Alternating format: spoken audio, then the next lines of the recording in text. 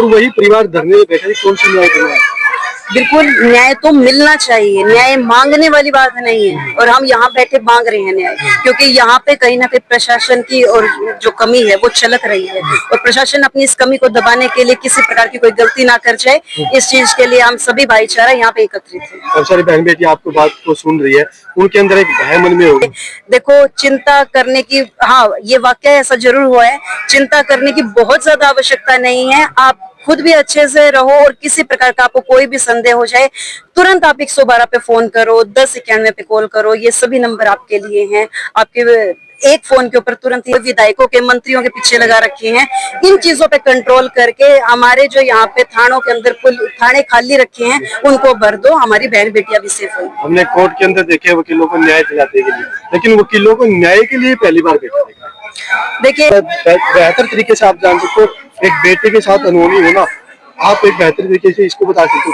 दरिंद की इतनी है कि एक पिता बोल भी नहीं पा रहा है। क्या मानसिकता ये नहीं होगी कि बहन और मन के अंदर की बहन बेटियां कैसे कॉलेज में जाएंगी? बिल्कुल ये मानसिकता होना लाजमी है, क्योंकि जिस प्रकार का जघन्य अपराध हुआ है, एक तरह की इतनी निर्मम हत्या हुई है, ऐसे में घर परिवार के सभी लोग इस चीज को लेकर चिंतित हैं कि हमारे घर का बच्चा कल को सेफ है या नहीं है।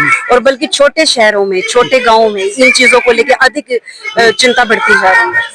एक बात मैं जानना चाहूंगा, इस परिवार से बेटी गई है, उस बेटी के साथ अत्याचार हुआ है, अनहोनी हुई है, आंखें फोड़ दी गई, गला काट दिया गया है, और वही परिवार धरने में बैठा है, कौन सी न्याय करना है?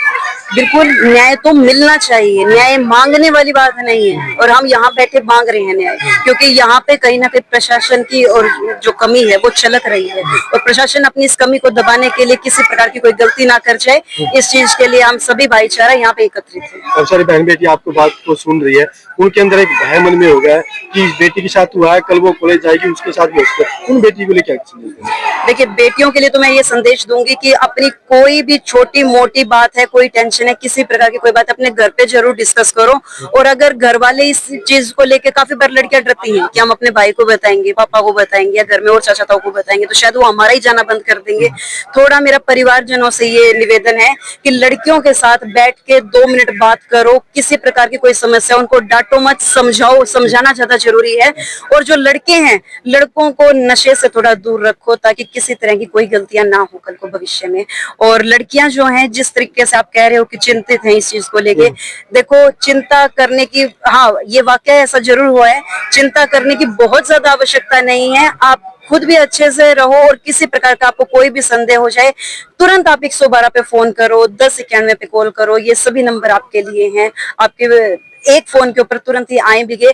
और ये मैं आपको कहना चाहूंगी कि जिस तरीके से इन्होंने भी 112 पे कॉल किया था लेकिन पुलिस नहीं पहुंची है, तो सैनी साहब से हम ये दरखास्त देते हैं कि इस तरह की, जहाँ पे छोटे शहरों में, थानों में पुलिस की कमी है, वहां पे इनकी भर्ती की जाए, ताकि कल को किसी भी तरह का अगर इस तरह का वाकया होता है तो हमारे पुलिसकर्मी वहां पे पहुंच सके। और जैसा मनीषा के साथ हुआ है, जैसा हमारी छोटी बहन के साथ एक निर्मम हत्या हुई है, ऐसा कल को भविष्य में किसी और के साथ ना हो। हमें एक और मनीषा इस तरह की नहीं चाहिए। हमारी सरकार से हाथ जोड़ के ये गुहार है कि कृपया करके पुलिस बल, चाहे बेशक कॉन्ट्रैक्ट बेस पे लगा दो, जितना पुलिस बल तैनात होगी उतना ही ज्यादा हमारे समाज की बहन बेटियां सुरक्षित हैं। ये जितने भी पुलिसकर्मी हैं लगभग इनकी सिक्योरिटियों में लगा रखे हैं, कोई विधायकों के, मंत्रियों के पीछे लगा रखे हैं। इन चीजों पे कंट्रोल करके हमारे जो यहाँ पे थानों के अंदर थाने खाली रखे हैं उनको भर दो, हमारी बहन बेटियां भी सेफ हो। हमने कोर्ट के अंदर देखे वकीलों को न्याय दिलाने के लिए, लेकिन वकीलों को न्याय के लिए पहली बार बैठा देखा।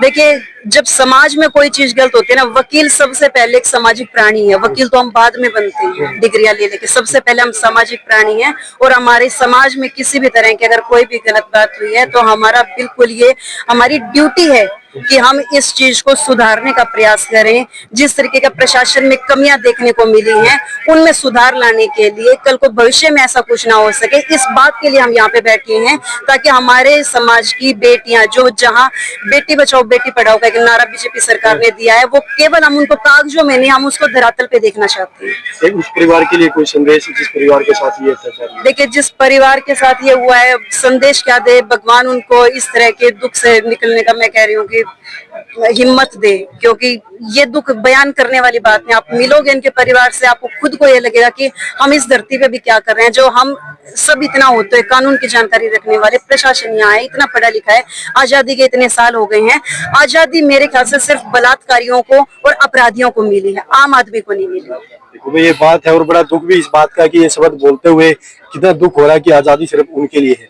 लेकिन एक बात सबसे बड़ा दुख ये दे रही है कि वो परिवार धरने में बैठा है जिस परिवार से लड़की गई, जिसके साथ दरिद्रता हुई है, अत्याचार उसके साथ हुआ, और वो माता पिता यहाँ पे बैठे हुए। तो एक बात आप सोच सकते हैं कि उस परिवार के ऊपर क्या बीत रही होगी। हमारे मन के अंदर इतना दुख है, तो वो परिवार जो डेड बॉडी लेके साथ में बैठा है उसके अंदर कितना दुख। आप सभी साथी से गुहार, आप इस वीडियो को शेयर करें ताकि लोगों के पास ये संदेश जाए और मनीषा बहन के न्याय के लिए लोग ना जुड़े। अगर न्याय नहीं मिलता तो भाई एक जरूर बात मैं कहना चाहूंगा भी ऐसे ऐसे दरिंदे जो घूम रहे उनको पकड़ के, हमारे अंदर एक भावना जैसे युवा साथी से बात करा तो कि हम ना ऐसा कर देंगे, लेकिन कानून को हाथ में ना ले, पुलिस प्रशासन को अपनी कार्रवाई करने दे, लेकिन न्याय जरूर मिलना चाहिए। मिलते हैं वीडियो के साथ, तब तक नमस्कार।